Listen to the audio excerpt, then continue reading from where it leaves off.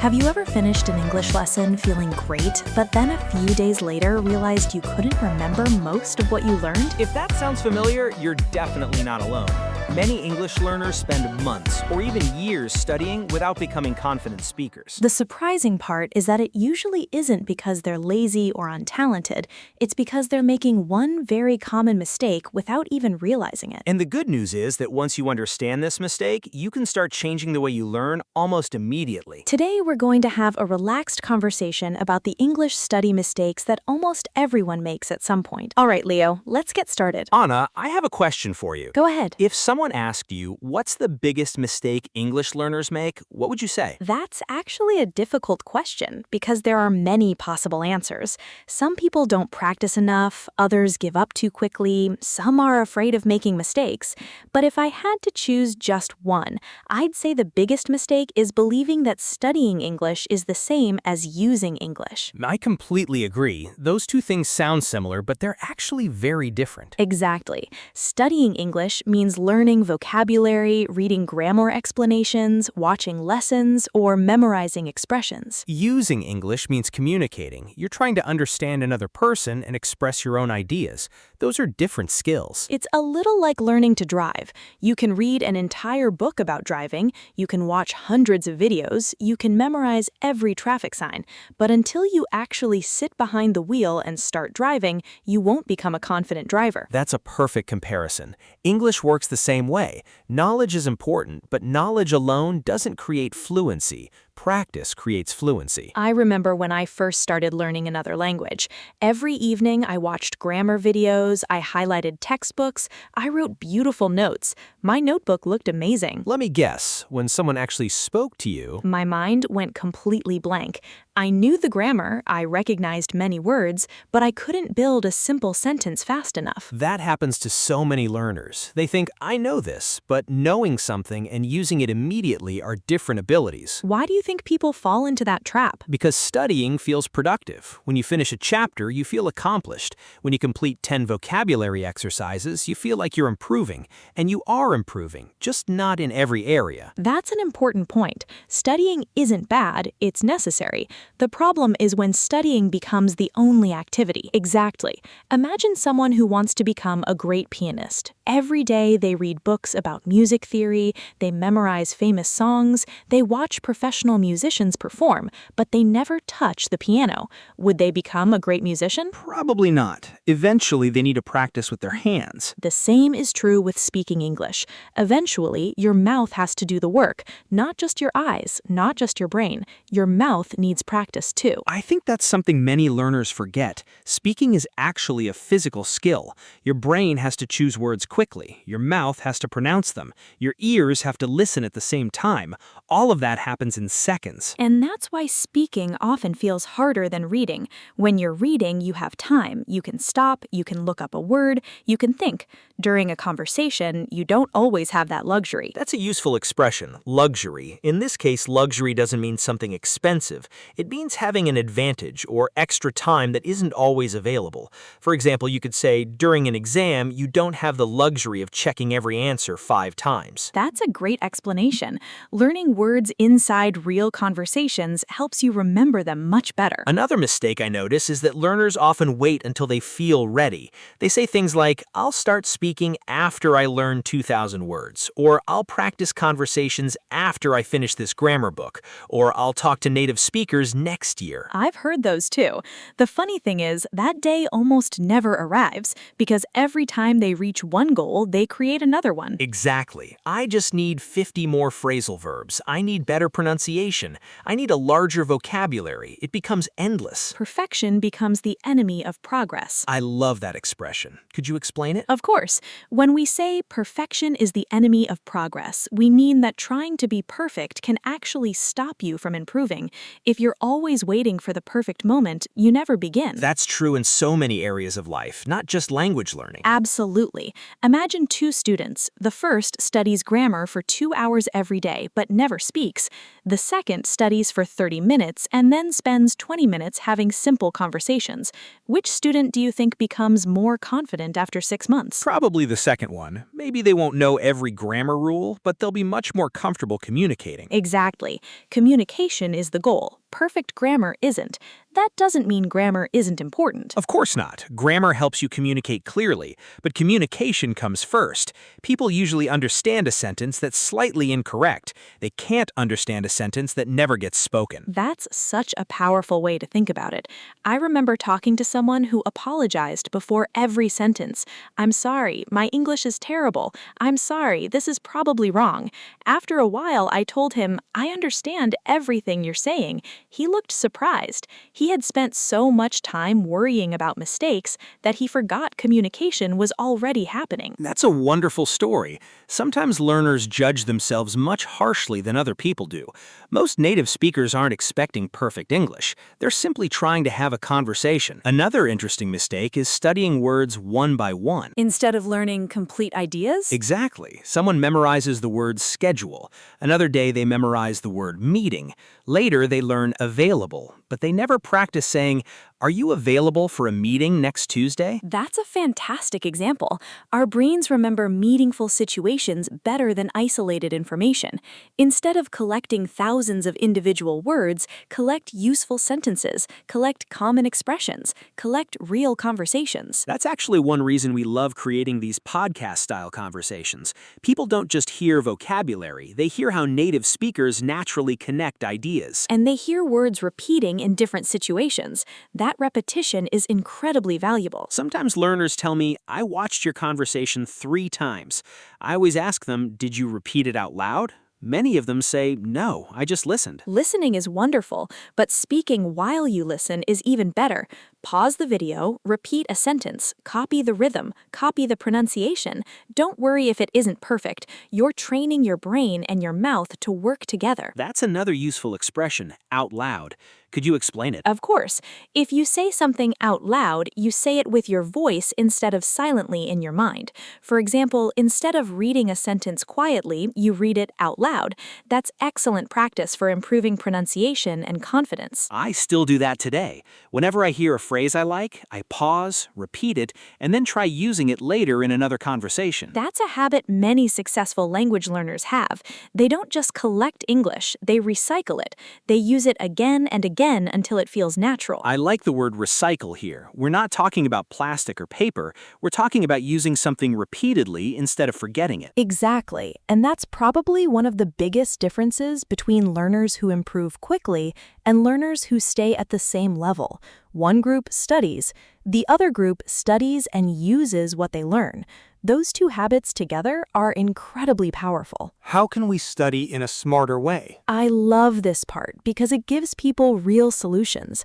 Sometimes learners think they need more time, but often they simply need a better system. That's true. Let's imagine 2 different students. The first student studies for 4 hours every Saturday. The second student studies for 20 minutes every day. Which one do you think improves faster? I would usually choose the second student. Even though they study fewer hours? Yes, because consistency is usually more powerful than intensity. That's another useful word, consistency. Could you explain it? Of course, consistency means doing something regularly over a long period of time. For example, if you exercise every day for 20 minutes, you're being consistent. If you study English a little every day instead of only once a week, that's consistency too. And consistency helps your brain remember information. When you review English regularly, your memory becomes stronger. When you study once and then forget about it for 2 weeks, your brain often decides that information isn't important. Exactly. Our brains like repetition. That's why children hear the same words again and again before they become natural. Adults aren't very different. We also learn through repetition. Sometimes people tell me, "I already studied that lesson." Then I ask, "When was that?" They answer, 8 months ago. That's a long time. Learning something once doesn't mean you've learned it forever. Exactly. Professional athletes still practice basic skills. Professional musicians still practice scales. Professional chefs still prepare simple recipes. Experts don't avoid the basics, they master the basics. I think English learners sometimes feel guilty about reviewing old material. They think, I should always learn something new. But reviewing isn't moving backward, it's strengthening your foundation. That's a wonderful way to describe it.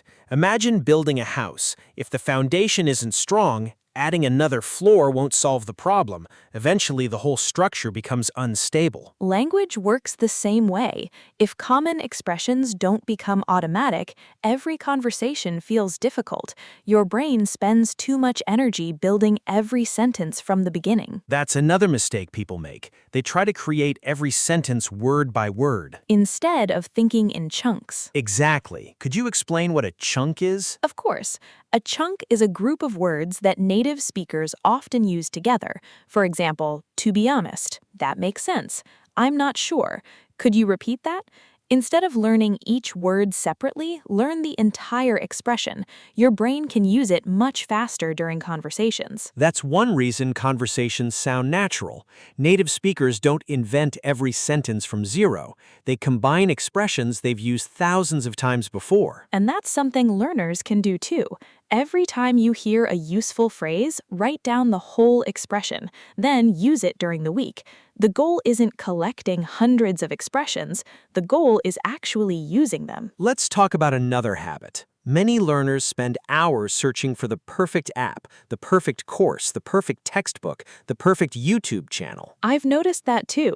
Sometimes they spend more time organizing their learning than actually learning. Exactly. They have 6 different vocabulary apps, 4 grammar books, 3 notebooks, 5 podcasts, and somehow they still don't practice speaking. There's nothing wrong with having good resources, but one excellent resource you use consistently is usually much better than 10 resources you rarely open. I completely agree. Simple systems often produce the best results. For example, imagine you have 20 minutes every evening. Here's one possible routine. Spend 5 minutes reviewing yesterday's vocabulary, spend 5 minutes listening to English, spend 5 minutes repeating sentences out loud, then spend 5 minutes speaking about your own day.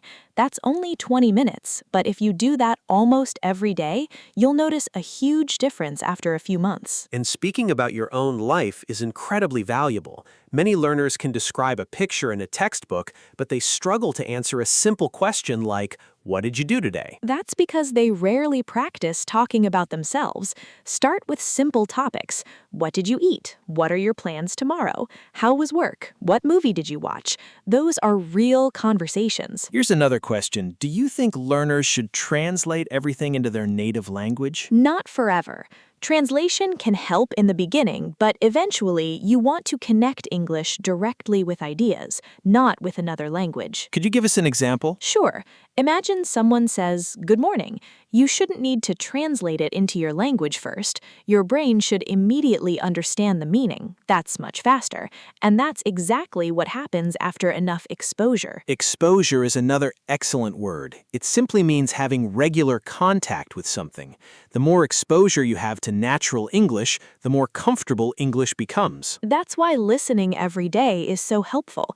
Even if you don't understand every word, your brain is learning pronunciation, sentence rhythm, common expressions, and natural patterns. People often ask, should I understand 100%? Definitely not.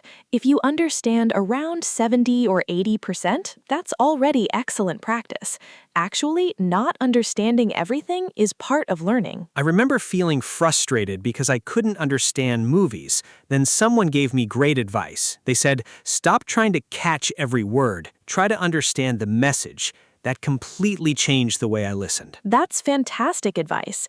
During real conversations, native speakers don't analyze every single word either. They focus on meaning. Another thing I'd like to mention is mistakes. People avoid speaking because they're afraid of making them. Let's be honest. Everyone makes mistakes. Native speakers make mistakes, teachers make mistakes, professional speakers make mistakes. Making mistakes doesn't mean you're failing, it means you're learning. Sometimes the mistake you remember most becomes the lesson you never forget. Exactly. I still remember pronunciation mistakes I made years ago, not because they embarrassed me, but because they helped me improve. Here's something I tell learners all the time. Your goal isn't to sound perfect. Your goal is to become easier to understand every month.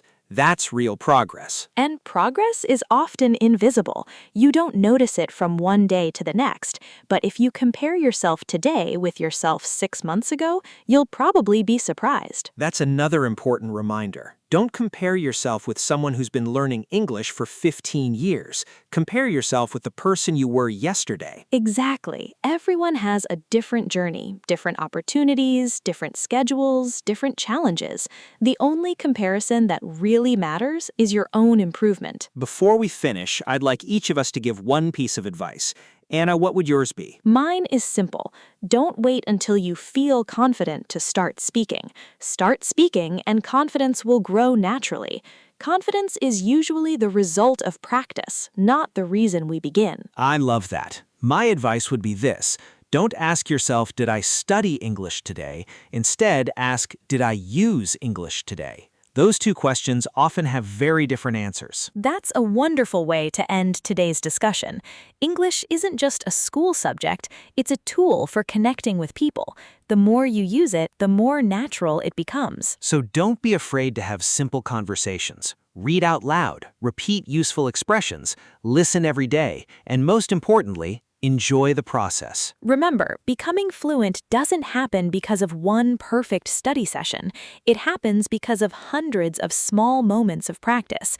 Every sentence you speak, every conversation you have, every mistake you learn from moves you one step closer to your goal. We hope today's conversation encouraged you to think differently about the way you study English. Sometimes changing one habit can completely change your results. If you enjoyed this podcast, please give the video a like and subscribe to the English Talk channel. Every week, we create real conversations to help you understand natural American English and become a more confident speaker. And we'd love to hear from you. What study habit has helped you improve your English the most? Leave a comment below. Your experience might encourage another learner somewhere in the world. Thank you so much for spending your time with us today. Keep practicing, keep speaking, keep believing in your progress. We'll see you again in the next conversation. Take care, keep learning, and goodbye for now.